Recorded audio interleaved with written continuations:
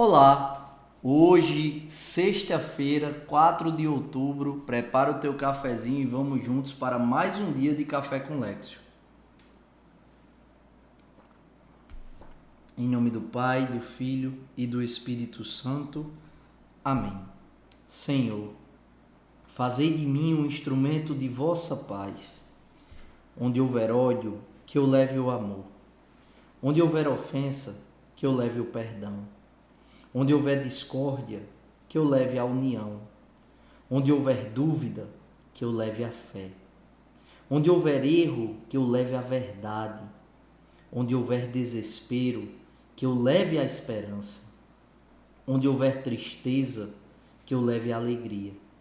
Onde houver trevas, que eu leve a luz. Ó Mestre, fazei que eu procure mais consolar que ser consolado, compreender que ser compreendido, amar que ser amado, pois é dando que se recebe, perdoando que se é perdoado, e é morrendo que se vive para a vida eterna. Amém. Ó grande reformador da Igreja, Pai de uma multidão de santos e religiosos, concedei a nós imitar as suas virtudes de caridade, pobreza e castidade, assim como nos espelhar na tua espiritualidade que formou tantas almas. Que o amor encarnado seja amado, que o amor encarnado seja amado, que o amor encarnado seja amado. Amém.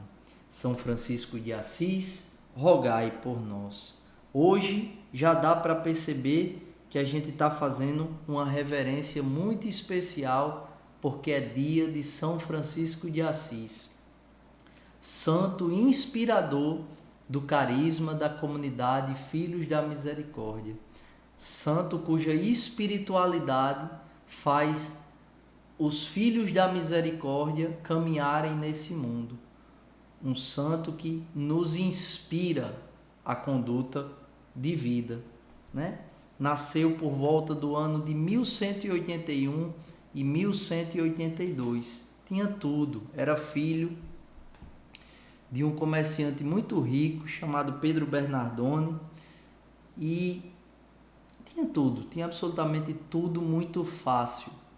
Mas Francisco, que foi batizado João, só que quando o pai volta da França de viagem para homenagear o país da França, resolve rebatizá-lo, né? Chamá-lo, renomeá-lo, e ao invés de João, Giovanni, passa a ser chamado Francesco. E vive na cidade de Assis, mas em suma, Francesco ele tinha um grande sonho de ter o título da nobreza, e para tanto ele precisava ser herói de uma guerra. E inflamado pelo seu pai, né, ele buscou muitas vezes ser esse herói de guerra, né?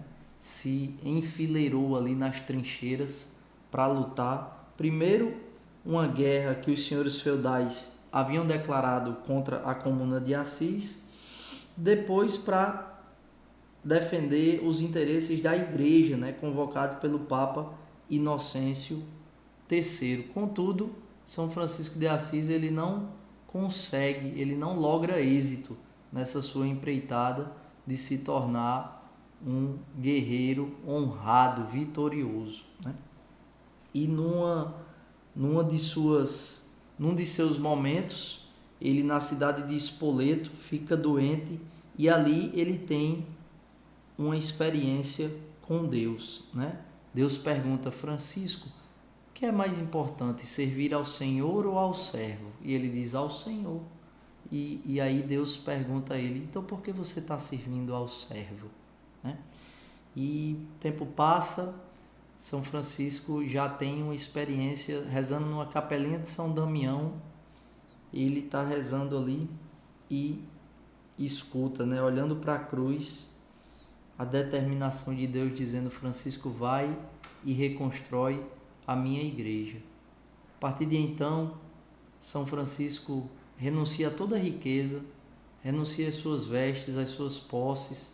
O pai dele fica muito indignado né, ameaça deserdá-lo, e diante de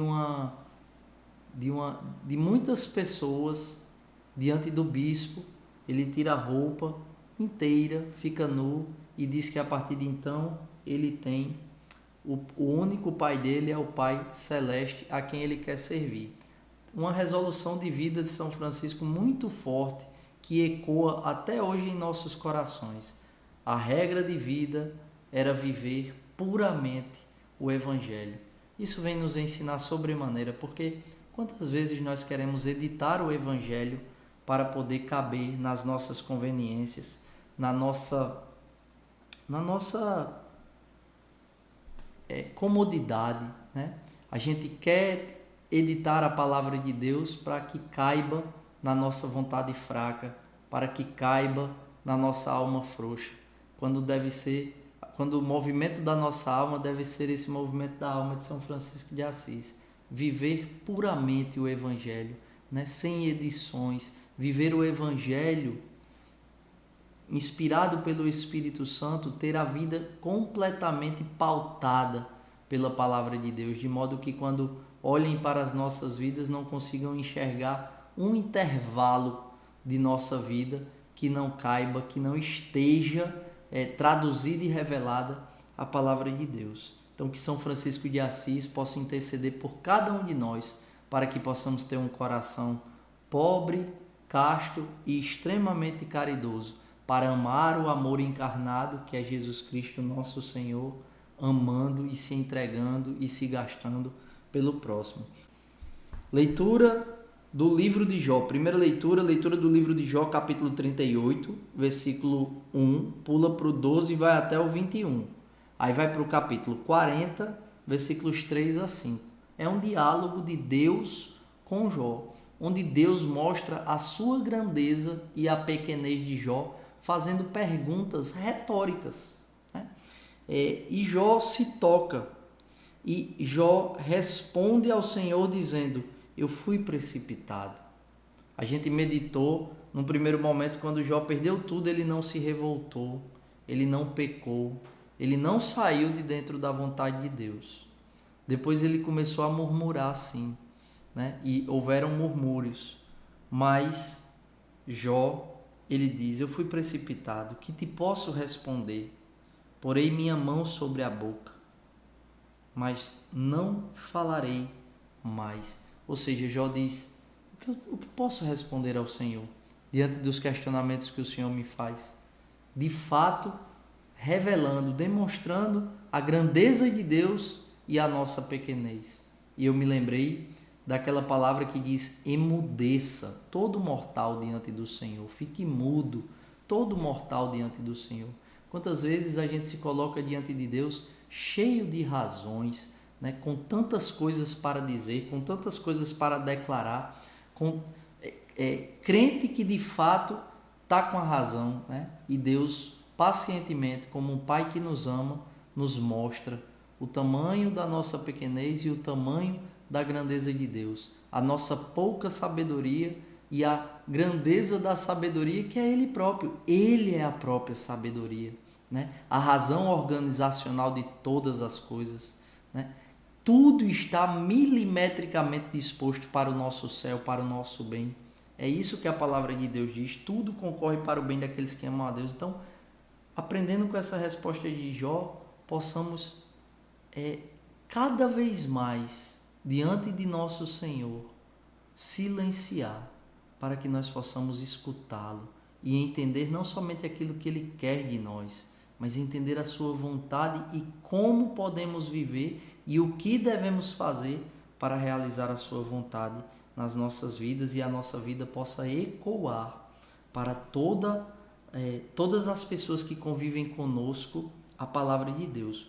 O evangelho de hoje está em Lucas capítulo 10, versículos 13 a 16, e Jesus diz: ai de ti, Corazim, ai de ti, Betsaida, porque se em Tiro e Sidônia tivessem sido realizados os milagres que foram feitos no vosso meio, há muito tempo teriam feito penitência. E ele termina dizendo: quem vos escuta, me escuta, quem vos rejeita, me despreza, mas quem me rejeita rejeita aquele que me enviou. Então, de modo muito objetivo, rejeitar a palavra de Deus é rejeitar a Jesus. E rejeitar a Jesus é rejeitar a Deus Pai, que nos criou, que desejou a nossa existência sem a nossa participação. Existimos por uma vontade generosa do Deus que é Pai e nos criou, mas não seremos salvos sem a nossa participação. Para que existíssemos, não precisou da nossa participação, mas como nos ensina Santo Agostinho, para ser salvo, Deus quer a nossa participação. E nós precisamos participar da ação salvadora de nosso Senhor Jesus Cristo. É isso que acontece com os santos. É isso que aconteceu com São Francisco, é isso que aconteceu com Santa Teresinha, é isso que acontece com cada santo e santa da Igreja. Assumir a vontade de Deus como um tesouro e viver para ela, e viver por ela, e viver nela. E assim o céu não será uma realidade futura, mas o céu será vivido desde agora, aqui na terra, com a nossa vida pautada e enxertada pela palavra de Deus. Que Deus nos abençoe e nos aprove a cada passo. Se vivo, vivo pela misericórdia do Senhor.